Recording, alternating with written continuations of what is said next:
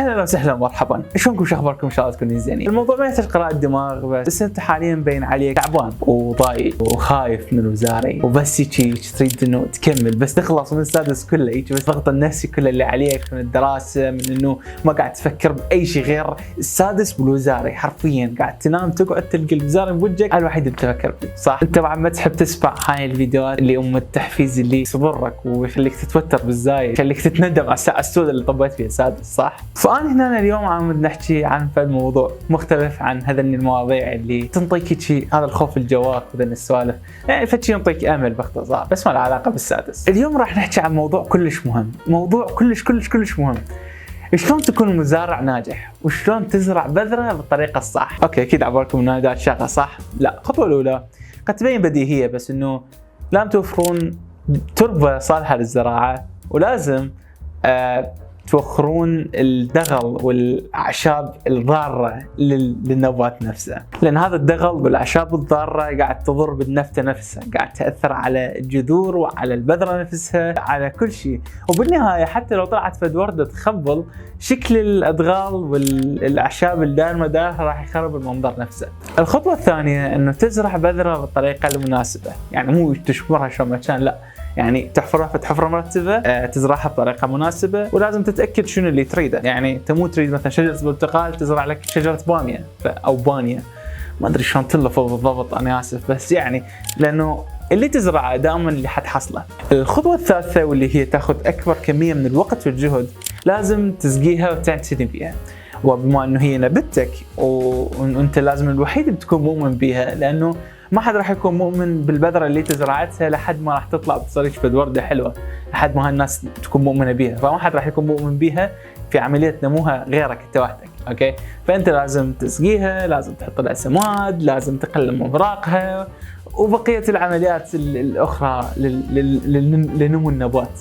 وأكيد كونك كطالب ذكي حذرت إنه أنا ما دا أحكي عن زراعة النباتات، دا أحكي عن الحياة كشكل عام، أو السادس كشكل خاص، لأنه أغلب منا طلاب سادس. فالدغل والأعشاب الضارة قد تكون هم الأفكار السلبية الدائرة مدارك، الناس السلبيين اللي يحاولون بس ياخذون من وقتك وطاقتك، الافكار، الحقد، الحسد، بقيه هذني المشاعر اللي لازم تتخلص منهن قبل ما تزرع النبته اساسا. البذره هو حلمك او هدفك اللي انت تكون مؤمن به، اللي تزرعه وتكون انت الوحيد اللي مؤمن به، ما حد راح يؤمن به غيرك، ما حد راح يؤمن بانه حيتحقق غيرك. واكيد ما ننسى السقي والسماد اللي هي وظيفتك، اللي هو شغلك المستمر والدراسه والتعب المستمر اللي تضيفه يوم عن يوم لحد ما تنمو هاي الشجره والورده اللي تريد زراعتها. بس خليني اكون صريح وياكم، هذا الفيديو انا ما سويته على مود اني احكي هذا الكلام اللي راح، لانه كان كلش واضح.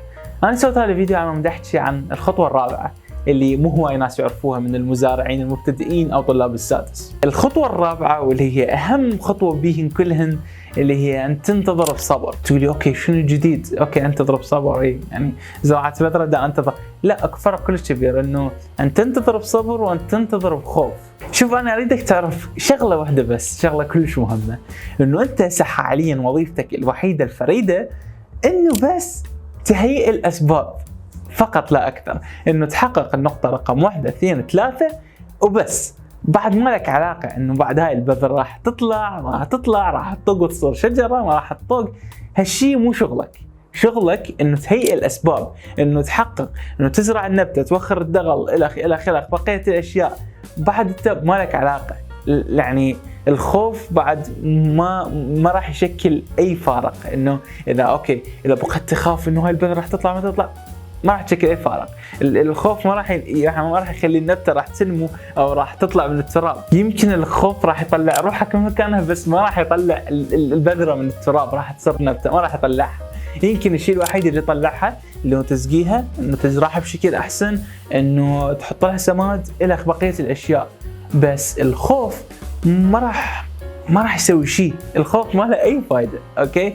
يعني لما نحن نحط هالنقطه ببالنا، فراح نعتني انه اكيد راح نزرع البذره بشكل احسن، وهذا الشيء الوحيد اللي راح نسويه، لانه هذا الشيء الوحيد اللي احنا تركيزنا عليه، انه نهيئ الاسباب لا اكثر ولا اقل. هاي باختصار الموضوع اللي انا احكي عليه اليوم، اللي هو فكره انه اوكي اذا انت درست وتعبت وراجعت وهذا يعني ضبطت وسويت ملخصات، فما يحتاج بعد تخاف من الوزاري. ها هي يعني انه انت شنو بيدك تقدر تسويه. اوكي انه ذاتس ات، انه انت سويت اللي عليك، انه بعد الخوف ما راح ياثر شيء. الخوف يمكن حتى يجيب نتيجه عكسيه، انه حتى بعد راح ينسيك القرايه اللي قريتها. اوكي فالشيء الوحيد تقدر تسويه انه يعني اوكي ليش بدي احكي عن الموضوع تحديدا، انه هواي طلاب بس حاليا انه كاتلهم الخوف وما جاي يقدرون يقرون، يعني انه ما يوفرون يعني ما يهيئون الاسباب اللي عم يطلعون المعدل اللي يريدوه، بدل هذا الوقت بده يقضوه انه خايفين.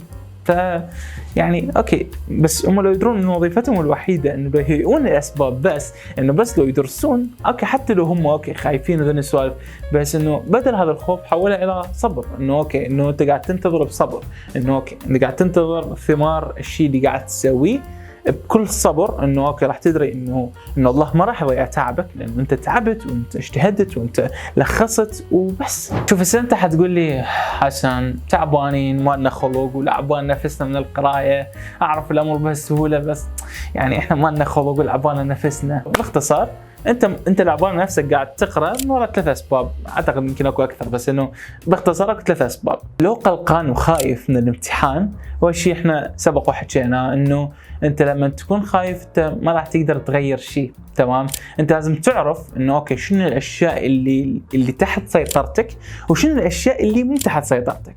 اوكي الاشياء تحت سيطرتك انه تقرا، بس المعدل مو انت مو راح تسيطر عليه. اوكي الشيء الوحيد اللي راح يسيطر على المعدل هو قرايتك، فامر بهالبساطه. او ثانيا انه تعبان من الضغط النفسي، وهالشيء يعني صدق ما راح اقدر اسوي اي شيء فيه غير انه ادعي لك من كل قلبي صراحه. انا ما راح اقدر انه اسوي لك جدول عظيم او انطيك فد نصيحه غير انه اوكي لازم بس تحاول تعدل نوتك، يعني نام بالشيء المعتدل مو اقل او اكثر. تعدل اكلك على مود انه تكون عندك تركيز اكثر خلال يومك.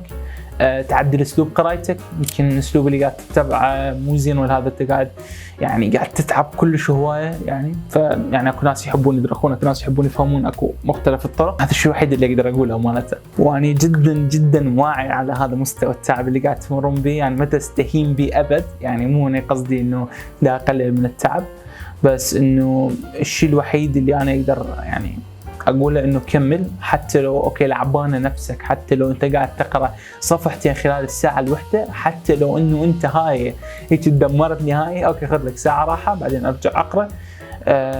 وتذكر انه هاي راح ينتهي كل شيء بعد شيء اسبوع، بعد حتى اقل من اسبوع يعني راح ينتهي كل شيء. اوكي اريدك بس تستمر. اعتقد ابسط نصيحه اقدر انطيها بالنسبه للنقطه.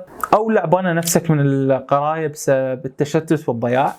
انا شخصيا تجيني هالمشكله لما افكر بالماضي والمستقبل، يعني افكر لو قاري هوايه، لو مستغل ذيك الفتره، لو ما ادري شنو، لو دارس، لو ما ادري ممتحن، لو ما ادري شنو هاي. او افكر بالفترات اللي هو انه لو بعد السادس شنو راح اسوي، لو اذا طلع لي كذا معدل، اذا طلع لي كذا بوينت كذا معدل، شنو راح اروح وشنو راح اسوي وشنو القسم اللي حقبلني، شنو وين اروح. بقي الحكي هذا الفارغ ما اعتقد راح يهم. انه الشيء الوحيد اللي يهم انه تركز باللحظه الحاليه وقراءتك حاليا. او تجيني من بسبب المشاكل والظروف وبقيه الاشياء تجي، يعني كظرف صحي او ظرف عائلي او غيرها من المشاكل، وهالشيء انت ما راح تقدر تتحكم به غير انه حاول تعزل نفسك. حاول انه اعرف الامر مو بهالبساطه، اعرف الامر مو احلام ورديه، بس انه يعني هاي امور كلش صعبه انه انا اقدر انطي بها نصيحه غير انه حاول تعزل نفسك. حاول انه اوكي اكفت شغله كلش مهمه، حاول لا تدب اللوم عليهن، حاول لا تدب اللوم انه اوكي بسبب هالظروف انا ما جاي اقدر اقرا، وبسبب كذا انا ما جاي اقدر كذا. اوكي هذا الشيء الوحيد اللي اقدر اقوله. ما اعرف شنو المفروض اقول غير انه كمل يا صاحبي، كمل. انه اوكي ما بقى هوايه، اوكي والامر بس يحتاج صبر عم تطلع ذيك البذره، لانه انت سقيتها بشكل عظيم. حتى لو اوكي ما قصرت بالسقايه ذيك النبته او قصرت بالدراسه، اتس اوكي بلش من هسه، بلش سوي اللي عليك، تمام؟ لانه اوكي اذا ما بلشت هسه يعني اوكي شو وقت حتبلش. بالنسبه للناس اللي يشوفون هذا الفيديو امتحاناتهم بعد كم يوم، او بالناس اللي اللي بعدين دي يشوفون هذا الفيديو. اوكي، فبلش ليش لا. وبالنهايه يعني قلت لكم انا قرأت كل التعليقات حرفيا، وما تتخيلون كميه سعادتي اللي يعني يا اخي ابتسامتك راح تنشك حرفيا، يعني انه الاحلام الموجوده بكل تعليق يعني خلتني كلش افرح. وبس اتمنى لكم كل الحب حرفيا، واتمنى لكم كلكم تتحقق هاي الاماني اللي كتبتوها والاحلام اللي هي اكثر من رائعه، وكل التوفيق لكم. مع السلامه.